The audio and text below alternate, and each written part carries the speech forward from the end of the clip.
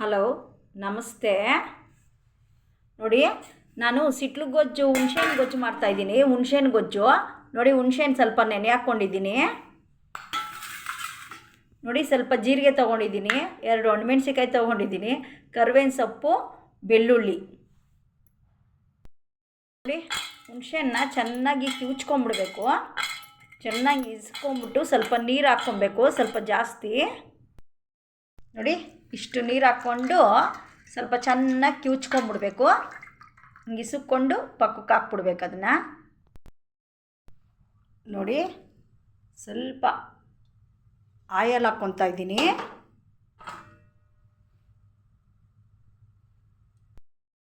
ಸ್ವಲ್ಪ ಸಾಸಿವೆ ಹಾಕಿದ್ದೀನಿ. ಸ್ವಲ್ಪ ಜೀರಿಗೆ, ಒಣಮೆಣಸಿನ್ಕಾಯಿ, ಬೆಳ್ಳುಳ್ಳಿ,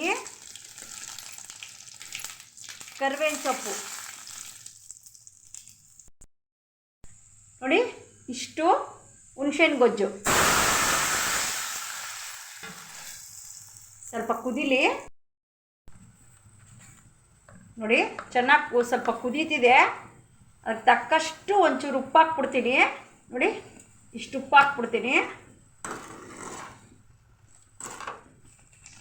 ನೋಡಿ, ಇಷ್ಟೇ ಸಿಟ್ಲು ಗೊಜ್ಜು, ಹುಣ್ಸೆಹಣ್ಣು ಗೊಜ್ಜು. ಸಿಟ್ಲು ಗೊಜ್ಜುನೂ ಅಂತಾರೆ, ಹುಣ್ಸೆಹಣ್ಣು ಗೊಜ್ಜುನೂ ಅಂತಾರೆ. ಇದಕ್ಕೆ ತುಂಬ ಚೆನ್ನಾಗಿರುತ್ತೆ, ಬಿಸಿ ಬಿಸಿ ಅನ್ನಕ್ಕೆ ಹಾಕ್ಕೊಂಡು ತಿಂತಾಯಿದ್ರೆ.